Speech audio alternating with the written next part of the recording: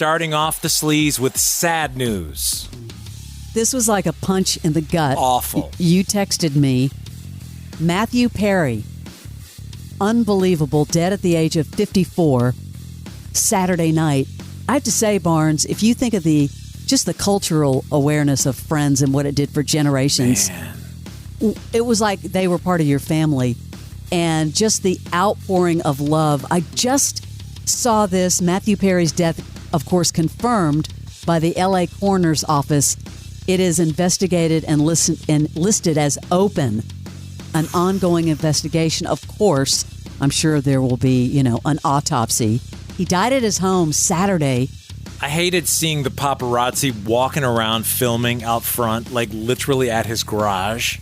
I couldn't believe, I was on TikTok, how many live reports, and you're right, how many people were surrounding his house.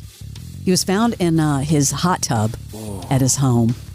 His assistant reportedly contacted 911 and officers responded to a call of someone in cardiac arrest at the scene.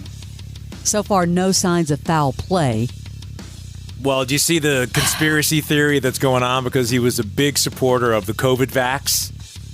That people are gotta look into this. I did not see that. He was even wearing shirts, he had a funny saying about COVID shots. Like he was out endorsing the vaccines big time. And a lot of people in that section are saying, what about this? It's a fair question to ask. Was it that caused it? I sure hope we don't find there were drugs in his system. I don't know if you saw the final Instagram post. Yes. From his hot tub 5 days before his death. Quote, so man. Warm water swirling around makes you feel good?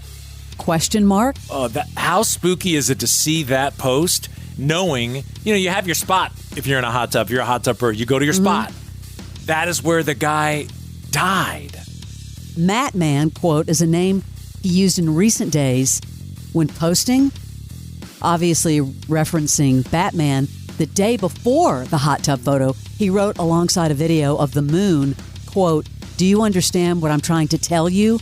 I'm Matman. And on Tuesday, he posted on X, Twitter, let's make stigmas a stigma.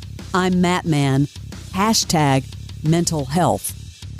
And then on October 15th, he shared a rare photo of himself with his father, actor John Bennett Perry. Quote, here's me and my father, John, both holding a beverage. It is so sad when you see this and trying to figure out what was going on. Well, he had played pickleball for 2 hours.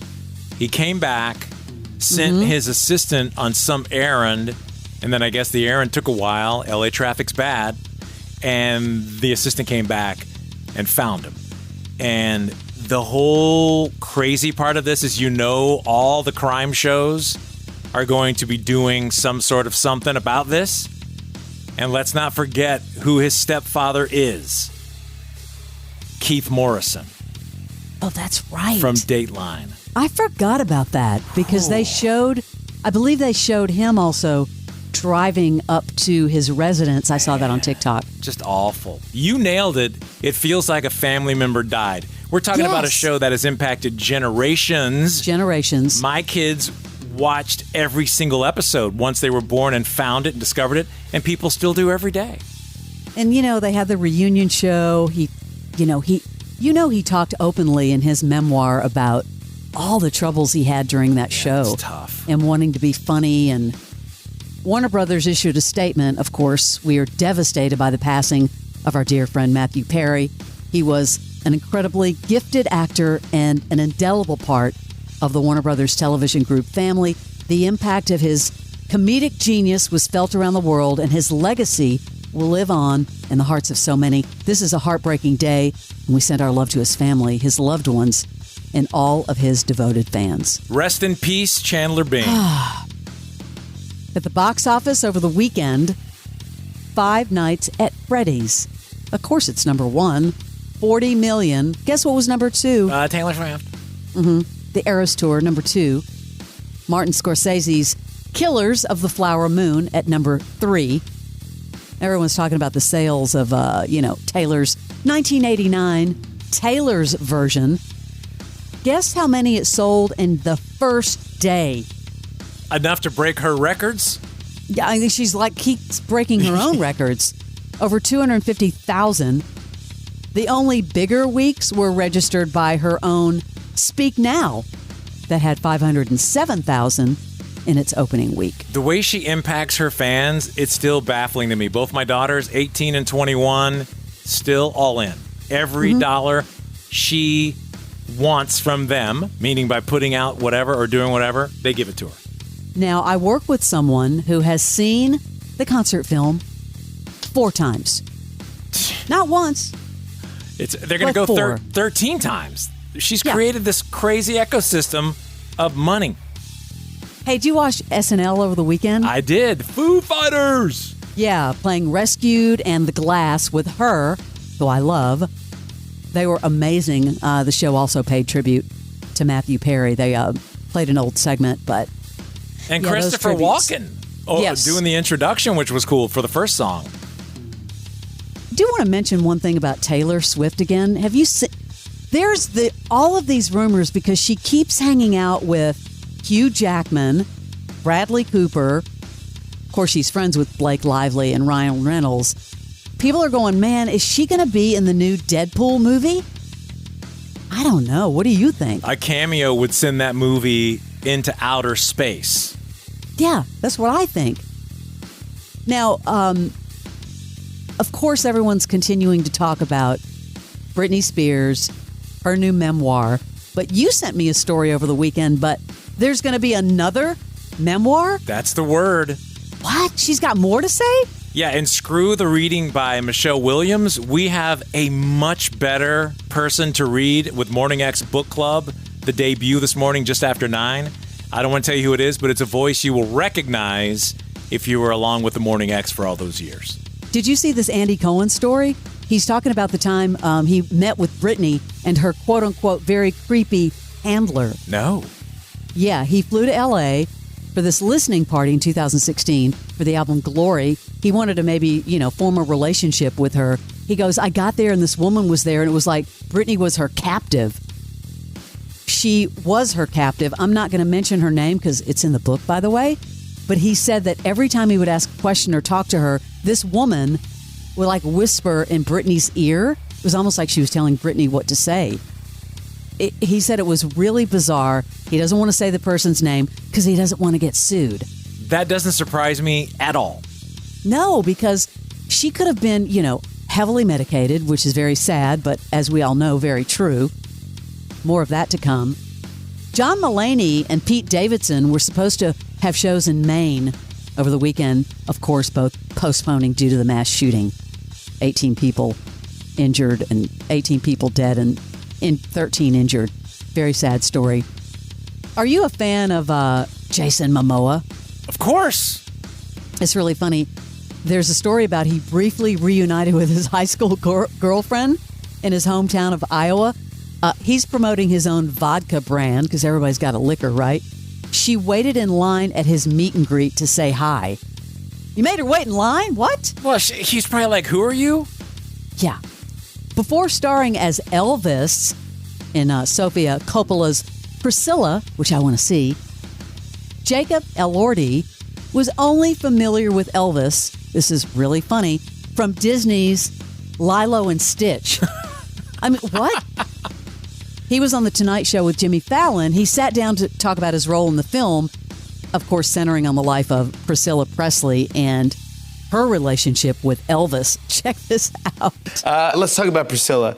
You get to play Elvis Presley. Yeah. Is there pressure on you there when you're playing it? And I mean, it wasn't on my list of people, to play. It was a little bit terrifying. yeah, but growing up, were you an Elvis fan, or did you? No, the most I knew of Elvis was in Lilo and Stitch. That kind of. Wow. Yeah, that was my.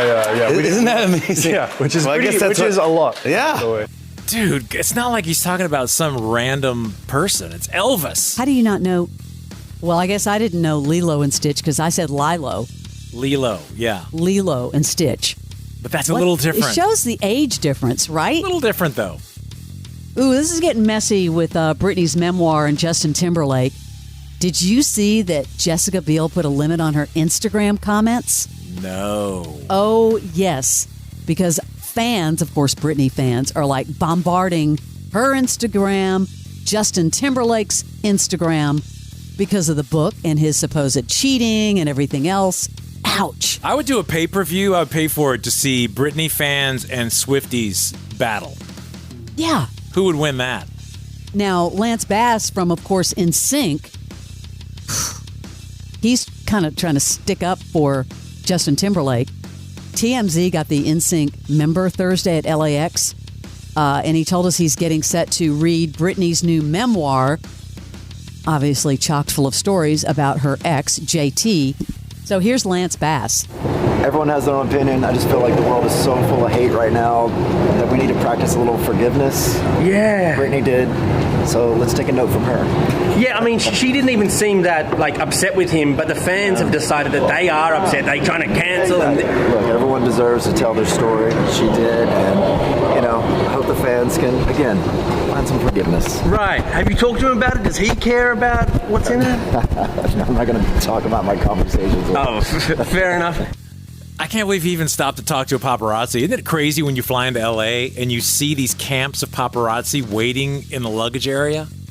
Kind of funny because TMZ tried to come here to Nashville, and no one would talk to them or give them the time of day. They shouldn't. Because people leave everybody alone here. But yeah, but the timing on all of this with the NSYNC reunion and tour couldn't be worse. Yeah, what in the hell is she going to come with in this second book that's being teased, that she's got more to say? Even more to say. It's insane. Finally, I thought maybe you could weigh in on this story since it's from Atlanta. Kim Zolciak and Courtoy Bierman. Oh, God. They know they're in a serious hole, and they're asking the court to prevent that hole from getting any deeper by stopping the foreclosure auction on their home. Now, this is from legal documents. Kim and Courtoy say if the bank plan auction on November 7th is allowed, they will suffer irreparable injury to the marital estate, depleting it in its entirety. I guess they listed that mansion for $6 million through a realtor while they, of course, hammer out the rest of their divorce. Why? What if that realtor is Jimmy Barron? Doubt. Why would the court have leniency on someone who paraded around and just taunted their wealth all the time on a stupid reality show? But they're still living in the house. The court has ordered Kim to live in the basement. In the nanny suite, Courtoy has exclusive access to the primary bedroom. That is just that's what they should be filming right there. What do people in Atlanta think about them? Because I don't feel like they're liked much. I don't think that they think of them. That is your Celebrity Sleaze, Barnes.